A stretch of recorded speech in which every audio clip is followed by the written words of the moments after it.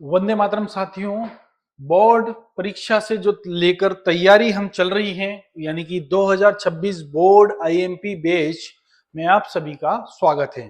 ठीक है, तो आज का हमारा जो लेक्चर है पशुपालन एवं दुग्ध व्यवसाय सब्जेक्ट से लेकर है, जिसका हम चौथा चैप्टर पढ़ने वाले हैं पशुओं के सामान्य रोग के बारे में। ठीक है, तो पशुओं के सामान्य रोग फर्स्ट के यानी कि इंपोर्टेंट सारे क्वेश्चन हम आज पढ़ने वाले हैं। ठीक है, अगर आप इस चैनल पर नए हैं तो चैनल को सब्सक्राइब करिए, अपने दोस्तों को शेयर करिए, है ना, और वीडियो को लाइक करिए। तो आइए, यानी कि हम जो बोर्ड के हिसाब से जो पढ़ रहे हैं, यानी कि आपको पूरा एक सब्जेक्ट के मात्र हम 60 क्वेश्चन पढ़ाने वाले हैं, जिसमें आपकी पूरी बोर्ड की एक्यूरेट तैयारी होगी। ठीक है, तो आइए हम देखते हैं। पहला क्वेश्चन है हमारा पशुओं के यानी कि बीमार पशुओं के लक्षण के बारे में। पहला क्वेश्चन क्या है हमारा, बीमार पशु के लक्षण लिखिए। ठीक है, तो आपने बीमार पशु को तो देखा होगा भाई, कई बार देखा होगा कि नहीं देखा, है ना, बहुत बार देखा होगा बीमार पशु। तो बीमार पशु के हम कई बार मन से भी बहुत सारे ऐसे क्वेश्चंस लिख सकते हैं। ठीक है ना, ज्यादा कोई ऐसी झंझट वाली बात नहीं है। फिर भी हम थोड़ा सा बिल्कुल करेक्ट जो है आंसर दें तो ज्यादा मजे आएंगे। ठीक है, तो बीमार पशु के यानी कि सिक एनिमल के आपको क्या लिखना भैया, लक्षण लिखना है। पहली बात, श्वसन दर बढ़ जाती है। अब श्वसन दर बढ़ जाती है यानी कि ये नापना पड़ेगा आपको। क्या करना पड़ेगा भाई, नापना पड़ेगा। ठीक है ना, तो श्वसन दर यानी कि हम कई बार ऐसा नहीं, हम उसके नाक के आगे हाथ लगाकर भी क्या कर सकते हैं, चेक कर सकते हैं। कई बार पशु बहुत ज्यादा हांपने यानी कि ऐसी कोई कंडीशन बनती है, यानी कि वो श्वसन दर बढ़ जाती है। नाड़ी दर बढ़ जाती है, नाड़ी जो होती है, नाड़ी की गति भी क्या हो जाती है, बहुत तेज बढ़ जाती है। तो उसको आपको देखना है ना। जो जनरल देखना है तो क्या करना भैया, पशु सुस्त हो गया, पशु चारा नहीं खा रहा है, पशु चलना फिरना पसंद नहीं करना, ये भी क्या है, पशु बीमार पशु के लक्षण है। ठीक है, अब तापमान की बात करें तो हम टेक्निकली बात करें भाई, ये सारी चीजें क्या होती है, जब डॉक्टर के पास हम जाते हैं कि डॉक्टर साहब मेरे को बुखार आ गया, तो डॉक्टर साहब क्या करेंगे, आपका हाथ पकड़ेंगे, है ना, हाथ के बाद आपकी क्या करेंगे भाई, नाड़ी गति चेक करेंगे भाई, हाँ बढ़ रही है ना, गले में हाथ लगाएंगे कि हाँ भाई टेम्परेचर इसका बढ़ा हुआ दिख रहा है। ठीक है, थर्मामीटर लगाएंगे तो थर्मामीटर से आपको चेक करेंगे। तो वो चीजें हमें पशुओं के साथ भी करना पड़ेगी भैया, है ना, कि स्वतंत्र दर भी चेक करो, नाड़ी दर भी इसकी चेक करना है, पशुओं का टेम्परेचर भी आप चेक करो। तो तापमान बढ़ जाता है, लेकिन दुग्ध ज्वर नामक रोग से तापमान क्या हो जाएगा, घट जाएगा। 101.5 डिग्री फ़ारेनहाइट से 98 डिग्री फ़ारेनहाइट हो जाता है। तो आपको ध्यान रखना कि पशु जब बीमार होता है तो तापमान बढ़ जाता है, पर दुग्ध ज्वर होता है तो तापमान क्या हो जाता है, कम हो जाता है। ये दुग्ध ज्वर बीमारी के लक्षण है ना, वो सिर्फ उसमें ही आता है। अगला, कान ठंडे व नीचे की ओर तरफ लटकने लगते। मैंने बोला कि जब पशु सुस्त हो जाएगा, हम जनरली जो चलते फिरते हैं या हमको सर्दी खांसी या ऐसा कुछ हो जाता है तो हमें कैसा लगता है, अरे यार आज तो दिन अच्छा नहीं लग रहा है, मजे नहीं आ रहे हैं। ठीक है, तो हमको भी बिल्कुल सुस्तीपना आ जाता है। तो ठीक उसी प्रकार से पशुओं को जब सुस्तीपना आता है तो कान ठंडे हो जाते हैं, नीचे की ओर मुड़ जाते हैं, है ना, या लटक जाते हैं, या अस्वस्थ पशु होने लगता है। तो ये हमको चेक करना है। ये दिख रहा है ना भैया, लेटा हुआ है, बहुत इसके अंदर चंचलपन नहीं है। तो आपको समझना है कि हमारा पशु क्या हो रहा है भाई, बीमार हो रहा है। फिर उसका क्या करोगे, इलाज करोगे भाई, बीमार हो गया तो इलाज करो, है ना। अब इलाज कैसे करेंगे तो आगे हम पढ़ते जाएंगे, है ना। अगले हमने बहुत सारे वीडियो में भी बताया है कि बीमार पशु हो जाता है तो लक्षण कौन कौन सी बीमारी हो जाती है, बीमारियों के लक्षण, है ना, उनके कारक आगे भी कुछ लोगों के हम पढ़ेंगे। ठीक है, अब जुगाली करना बंद कर देता है भैया। अगला पॉइंट क्या हमारा, जुगाली करना बंद कर देता है ना। ज्यादातर वो जुगाली करता है पर थोड़े स्तर पर करता है। आंखें धस जाती हैं, पशु कमजोर हो जाता है। धसने का मतलब कई ऐसी बीमारियां आती है, बिल्कुल छोटी छोटी आंखें हो जाती है, एकदम चमकीली आंखें उसकी नहीं होती हैं। और जो थूथन सूख जाता है ना, जो नाक है थूथन है उसका क्या होने लगता है, सूखने लगता है। तो इन लक्षणों को देखकर हम पता लगा सकते हैं कि हमारा पशु क्या हो रहा है, बीमार हो रहा है। ठीक है, तो ये चीजों को आपको ध्यान में रखना है। क्वेश्चन बिल्कुल सिंपल सा आता है भाई, इजी है ना, एग्रीकल्चर वाले को तो इनके बारे में होना चाहिए। अगला क्वेश्चन है हमारा, स्वस्थ पशु के लक्षण। यानी कि अभी तो हमने बीमार के पढ़े थे, अब किसके पढ़ना है हमको, स्वस्थ पशु के, जो हेल्थी एनिमल्स के लक्षण आपको पढ़ना है भाई। वही श्वसन दर बराबर बनी रहती है, नाड़ी गति भी बराबर बनी रहती है, ना तो टेम्परेचर कम ज्यादा होता है, पशु चंचल दिखाई देता है, आंख चमकीली दिखाई देती है, चारा अच्छे से खाता है। तो ये सब चीजें भी हम क्या कर सकते हैं, उसमें लिख सकते हैं। तो आइए, पशु प्रसन्न एवं क्रियाशील दिखाई पड़ता है भाई, एक्टिव होता है पशु। कैसा होगा भाई, एक्टिव होगा, चंचल। ठीक है, उचित मात्रा एवं नियत अंतराल पर भोजन लेता है तथा जुगाली करता रहता है। तो जुगाली करता रहता है भाई, जुगाली करना यानी कि क्या करना, मुंह हिलाने की प्रक्रिया को कंटिन्यू, जो भी आपने चारा डाला वो चारा खा लिया, निपटा दिया बिल्कुल, है ना। तो समझ जाना कि हाँ पशु अपना तनतनाट है ना, कोई तकलीफ नहीं है। मैंने बताया था आंखें कैसी दिखाई देगी, चमकीली दिखाई देगी, ठीक है ना। आंखें कैसी दिखाई देगी, बिल्कुल चमकीली दिखाई देती है। भाई देखिए कि नहीं, मुर्रा भैंस चकाचक, ठीक है ना, बिल्कुल तेल एल लगाकर बिल्कुल क्या कर दिया, इसको चकाचक कर दिया, यानी कि अब बाजार में बेचने के लिए बिल्कुल काली चमड़ी वाली, बिल्कुल हट्टी हष्ट पुष्ट ये दिख रही, जो मुर्रा भैंस दिख रही ना, कैसी खाते पीते घर की दिख रही है ना। तो इसलिए ये बिल्कुल चकाचक और चमकीली दिखाई दे रही है, खाते पीते घर की भैंस है।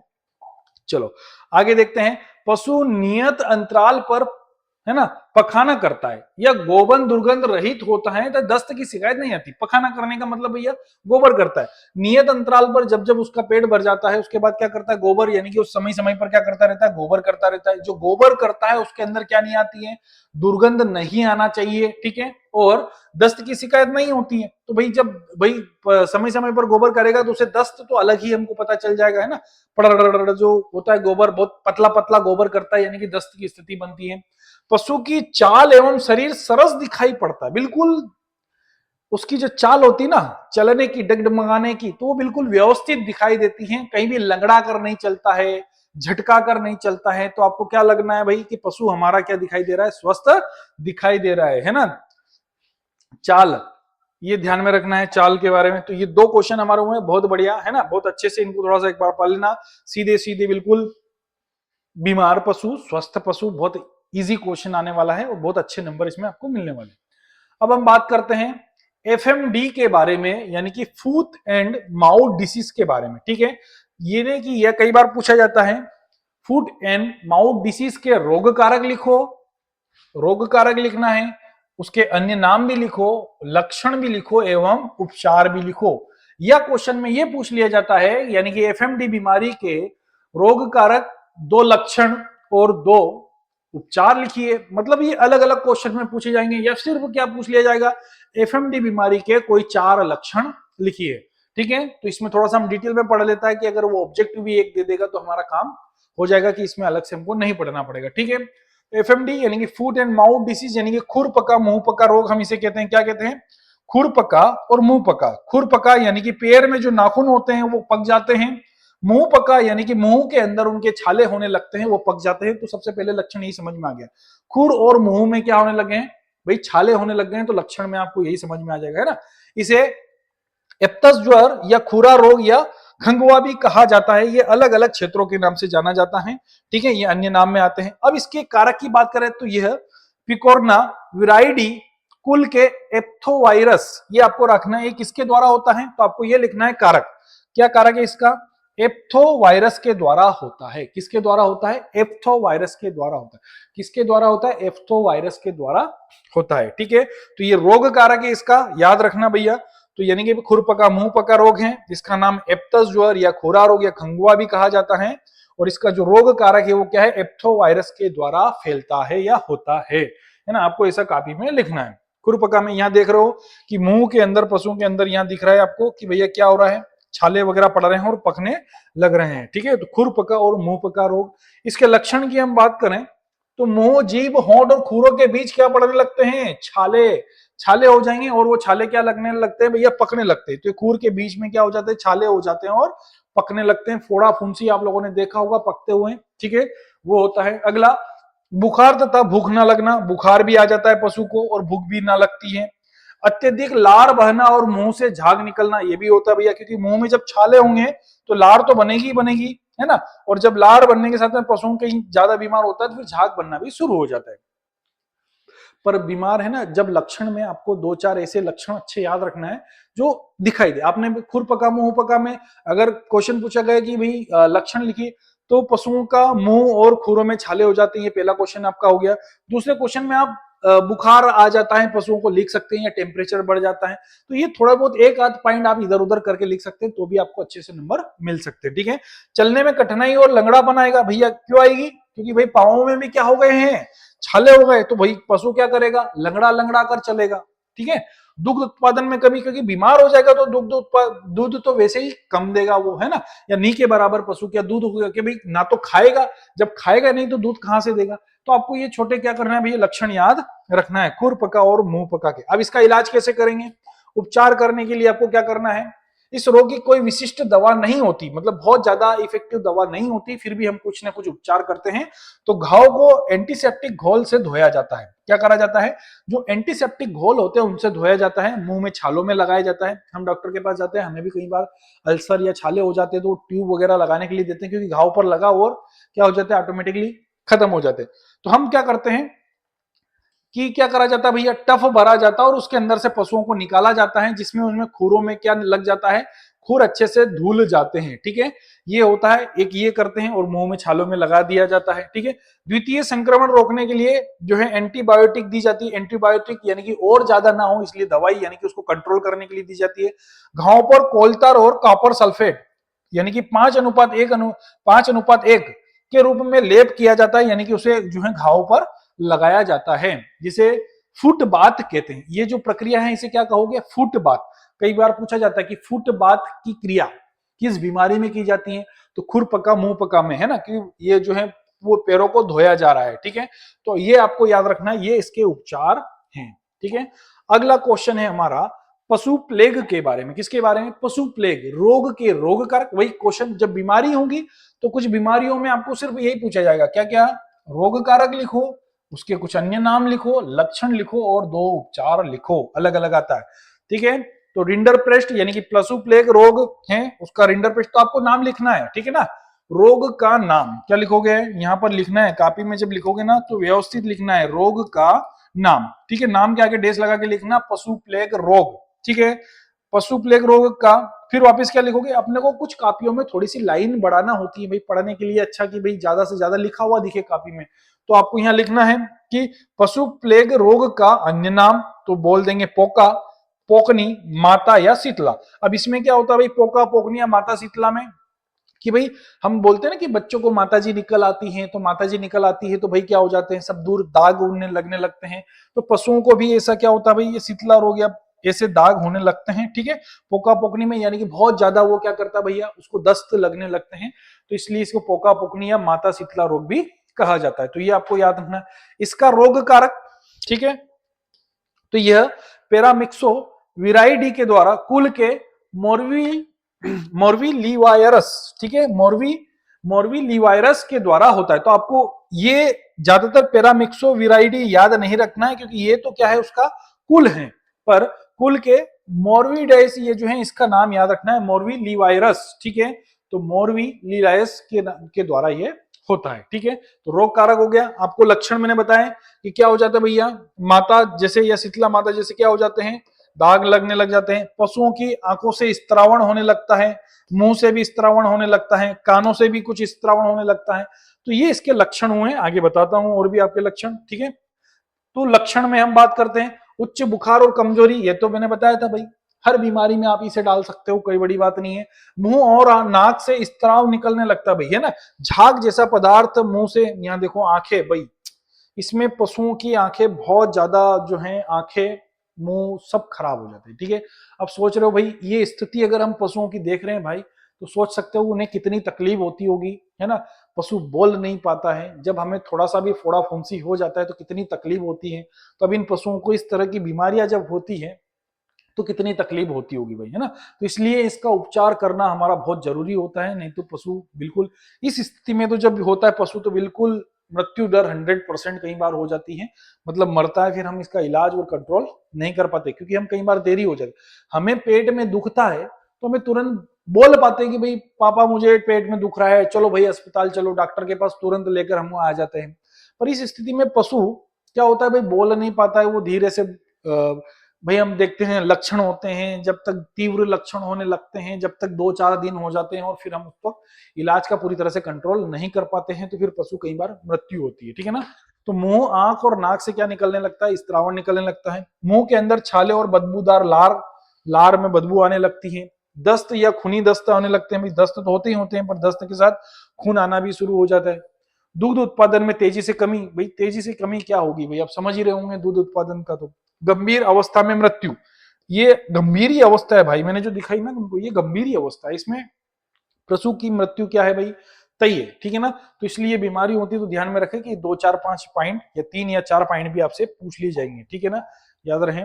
चलो अगला, इसका उपचार कैसे, कोई निश्चित इलाज नहीं है, मैंने बताया कि जब इतनी स्थिति खराब हो जाती है तो इसका भी कोई निश्चित इलाज नहीं है, फिर भी लाक्षणिक उपचार किए जाते हैं, यानी कि भाई हम जब उसे लक्षण देखते हैं तो लक्षण देखने के बाद उसे दवाइयां दी जाती हैं। अगर पेनिसिलिन, स्टेप्टोमाइसिन या सल्फाइडिमिडी आदि का उपयोग किया जाता है, इन दवाइयों का उपयोग करके उसे थोड़ा बहुत आप कंट्रोल कर सकते हैं, है ना। आंतों के संक्रमण हेतु एंटीसेप्टिक दवाएं दी जाती हैं, यानी कि जो आंतों के अंदर, पेट के अंदर संक्रमण हो गया उसे कंट्रोल करने के लिए भी एंटीसेप्टिक दवाइयां दी जाती हैं, इस तरह से इसे उपचार कर दिया जाता है। पर मैंने बताया फिर भी इसमें मृत्यु 100% पशु की हो जाती है भाई, ठीक है। अगला अगला है हमारा, अगला जो है क्वेश्चन है क्वेश्चन नंबर 5, ठीक है। इन बीमारियों में ये चीजें आपको पढ़ना है और व्यवस्थित बहुत अच्छे से पढ़ना है, क्योंकि बहुत जो है सटीक तरीके से ये क्वेश्चन आपसे पूछे जाने वाले हैं। बिल्कुल भी इन पॉइंटों को ना छोड़ें और ना ही कंटिन्यू इस सीरीज को देखना भूलें, ठीक है। अगर क्वेश्चंस आपको अच्छे लग रहे हैं भाई, कुछ समझ में आ रहा है, तो वीडियो को लाइक जरूर करें, अपने दोस्तों को तक भी शेयर करें और बोर्ड की तैयारी में आपके साथ उन्हें भी साथ में लें, ताकि भाई वो भी बहुत अच्छे रिजल्ट के साथ क्या हो, पास आउट हो और दोस्ती हमारी आगे तक चलती रहे, ठीक है। क्योंकि भाई अगर दोस्त फेल हो गया तो भाई वो पीछे हो जाएगा, हम आगे हो जाएंगे, तो भाई गलत होगा ना कि भाई वो तो फेल हो गया बेचारा। तो इसलिए उसका थोड़ा बहुत भी सपोर्ट करने के लिए आप उसको भी वीडियो शेयर करें कि भाई सर वीडियो बना रहे हैं, इंपॉर्टेंट क्वेश्चन दे रहे हैं, तो आप उनको पढ़िए, ठीक है ना। तो इस तरह से थोड़ा सा उनका भी आप सपोर्ट करिए। चलो अगला क्वेश्चन हम समझ रहे हैं, संक्रामक तथा छूत वाले रोग, ठीक है। संक्रामक रोग के बारे में बात कर रहे हैं, भैया इन्फेक्शन, है ना, इन्फेक्शन डिसीज की हम बात करें तो भाई संक्रामक यानी कि एक दूसरे में फैलने वाले रोग, ठीक है। भाई यहाँ इसको रोग है तो इसके हो जाएंगे, इसके रोग इसको हो जाएंगे, तो ये क्या होता है, संक्रामक के कारण क्या होता है, फैलते रहते हैं। तो उनके जो है रोकथाम के उपचार कैसे करना चाहिए, जो संक्रामक रोग है एक दूसरे से फैलते हैं, ठीक है ना। तो आप सभी ने देखा होगा कि जो कोविड आया था, कोविड एक तरह का संक्रामक रोग ही था, एक दूसरे के पास जाने से, छिकने से फैल ही रहा था। भाई घर में एक व्यक्ति को हुआ तो दूसरे को भी हुआ, तीसरे को भी हुआ, पूरे पूरे परिवार को होने लगा। तो ये क्या था, संक्रामक रोग था, है ना। उस टाइम पर हमने बहुत ज्यादा नाम सुना, क्वारंटाइन कर दो, क्वारंटाइन हो जाना है ना। तो ये हमारे जो पशुएं हैं बीमार होते हैं, इनमें तो हम कई सालों पहले क्वारंटाइन करते थे, क्योंकि इनमें बहुत ज्यादा बीमारियां फैलती थी, है ना। तो क्वारंटाइन पर बहुत सारे लोग ने क्वारंटाइन क्वारंटाइन का नाम, जिनको गांव में क्वारंटाइन का मतलब नहीं समझते, वो भी क्वारंटाइन क्वारंटाइन कहने लगे, भाई क्वारंटाइन कर दिया फलाना, ये सा हो गया, है ना। तो वो तो बहुत, पशुओं में जब बीमारियां होती तो उनको, पशुओं को पहले ही क्वारंटाइन करते हैं, ठीक है ना। जैसे हमारे घर में आप जो है पशु रखते हैं, कोई भैंस या गाय जन्नती है, तो जन्नती है तो भाई उसको हम दूसरे पशुओं से क्या रखा जाता है, अलग रखा जाता है। तो अलग रखने की जो प्रक्रिया थी वही क्वारंटाइन होती है भाई, ठीक है ना। तो अब वो हम यहाँ पढ़ते हैं, ठीक है। तो पशु रोगों से बचाव एवं रोकथाम के उपाय, नंबर 1, नए खरीदे गए पशुओं को कुछ दिनों तक झुंड से अलग रखना चाहिए। हम अगर कोई नए पशु खरीद कर रहे हैं, तो हमारे पास 5-25 भैंसे हैं या गाय हैं, तो उनसे अलग रखना चाहिए, क्योंकि हमें एकदम पता नहीं चलता कि ये कौन से पशुओं के पास से आया, या इसके पास कोई बीमारी है या नहीं है, हमें पता नहीं चलता। तो उसे हम 2-5 दिन के लिए क्या करना है, अलग बांध के रखना है, उसे हम क्वारंटाइन बोल देंगे, ठीक है भाई। अगला, रोग फैलने की स्थिति में पशुओं को बीमार या संदेहजनक या स्वस्थ तीनों वर्गों में बांट देना चाहिए, अलग अलग। क्योंकि बीमार पशु हो रहा है तो उसे तुरंत क्या कर दो, दूसरे पशुओं से अलग कर देना चाहिए, ठीक है। स्वस्थ पशु और इनसे क्या कर देना चाहिए, आपको अलग अलग बांट देना चाहिए, मतलब 2-3 स्वस्थ पशु को अलग रखना है, जो नए पशु लाए उसको अलग रखना है ना, और जो स्वस्थ बीमार पशु उन्हें अलग रखना है, सभी को अलग अलग बांट देना चाहिए। आगे आता है, पशुओं को समय समय पर आवश्यकता टीकाकरण करना चाहिए। भाई हम देखते हैं कि भाई बारिश के दिनों में बहुत सारी डिसीज बहुत ज्यादा लगती हैं, तो टीकाकरण आपको करवाना चाहिए। पशुओं को जो है विपरीत मौसम, अधिक ठंड, गर्मी, वर्षा में सुरक्षित रखना चाहिए। बहुत बार क्या होता है भाई, हमारी जो गाय भैंसे हैं बहुत ठंड में, गाय तो बेचारा आजकल गायों पर ध्यान ही नहीं देते लोग, ठंड में बंधी हुई है, चद्दर सेट में बंधी हुई है, उसको चोर ले नहीं जाता है, तो भाई कहीं भी बंधी हुई है गाय तो बहुत ज्यादा ठंड या लू गर्मी, बहुत सारी हवाएं लगती हैं, तो उनसे सुरक्षित रखना चाहिए। पशुओं को स्वस्थ, ताजा एवं संतुलित आहार देना चाहिए, ताकि वो कम से कम बीमार हो, है ना, और अच्छा दूध उत्पादन हो। तो ये संक्रामक, क्योंकि क्या होता है कि स्वस्थ, ताजा और एक दूसरे का झूठा कम से कम खिलाना चाहिए। भाई इस पशु का टोप उधर रख दिया, तो भाई बीमार पशु से अगर खिलाया हुआ चारा अगर स्वस्थ पशु को दोगे तो वो भी क्या होने, बीमार होने की उसकी संभावना ज्यादा होगी, ठीक है। तो ये इंपॉर्टेंट, आज के हमारे इंपॉर्टेंट क्वेश्चन हुए, इनको अच्छे से रिपीट कर लेना, एग्जाम देने जाओ तो वापिस से वीडियो को एक बार देखना, ताकि आपके दिमाग में बहुत सारी चीजें और अच्छे से बैठ जाए, ठीक है। तो हम मिलते हैं नेक्स्ट वीडियो में। Thank you so much. ये जो एनिमल्स है ना भाई, ये आपको बोल रहे हैं थैंक यू सो मच। क्यों बोल रहे हैं? कि इसलिए बोल रहे हैं क्योंकि आपने हमारी बीमारियों के बारे में जाना, हमें बीमारी कैसे होती है आप हमारे उस बीमारियों का इलाज कैसे करेंगे, इसके लिए ये सारे जो एनिमल्स आपको बोल रहे हैं भाई थैंक यू सो मच, ताकि आप हमारी रक्षा के लिए, बचाव के लिए, ठीक है ना, ये सारी चीजें पढ़ते हो। ठीक है, खैर ये उनकी बचाव और रक्षा के लिए नहीं पढ़ते, हम स्वार्थी इंसान हैं। ठीक है, ये इसलिए पढ़ते हैं, वो ये बीमारी इसलिए जानते हैं क्योंकि वो हमको दूध दे, क्या दे, दूध दे। इसलिए हम क्या करते हैं भाई, इन एनिमल की बीमारियों के बारे में जानते हैं, डिसीज के बारे में पढ़ते हैं, क्योंकि हम बड़े स्वार्थी हैं। फिर भी वो हमको बोल रहे हैं थैंक यू सो मच कि आपने हमारी बीमारियों के, है ना, हमारे बीमार और स्वस्थ के लक्षण के पहचाने, इसके लिए आपको बहुत बहुत धन्यवाद। वंदे मातरम, जय हिंद।